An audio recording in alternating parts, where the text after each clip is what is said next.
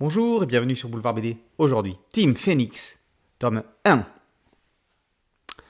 Voilà plus de 100 ans que les robots ont déclaré la guerre aux espèces vivantes. Depuis, l'alliance biologique qui scelle le pacte entre toutes les espèces ne cesse de perdre du terrain. En face, l'union robotique fédère les machines conscientes sous une seule bannière. Elle domine désormais plus de 90% de la galaxie. Les robots divisés entre ceux qui défendaient leur créateur et les autres furent réunis par leur messie Atlas, le robot le plus fort du monde. Désormais, le règne des robots s'étend à la Terre. Le chevalier Saphir, prince héritier du Silverland, va mener la fronde au sein de la Team Phoenix, groupe de résistants bien décidés à ne pas laisser la loi des robots s'imposer. Tezuka fut le dieu du manga.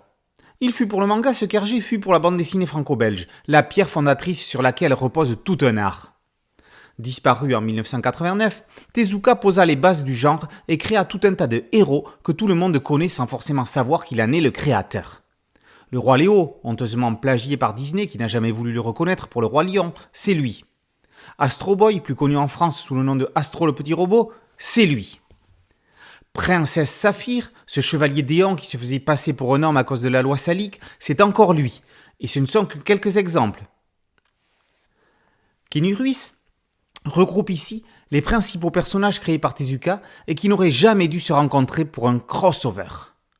À la demande des ayants droit du mangaka, il a été chargé de les réunir dans une sorte d'Avengers. On retrouve dans Team Phoenix toute la puissance graphique de Kenny Ruiz. Le dessinateur de Télémaque mêle ses codes à ceux du manga. Alors que dans Télémaque ou Magic 7, il intégrait des touches manga et un format franco-belge dit classique, dans Team Phoenix, il fait l'inverse en intégrant des touches de franco-belge au manga.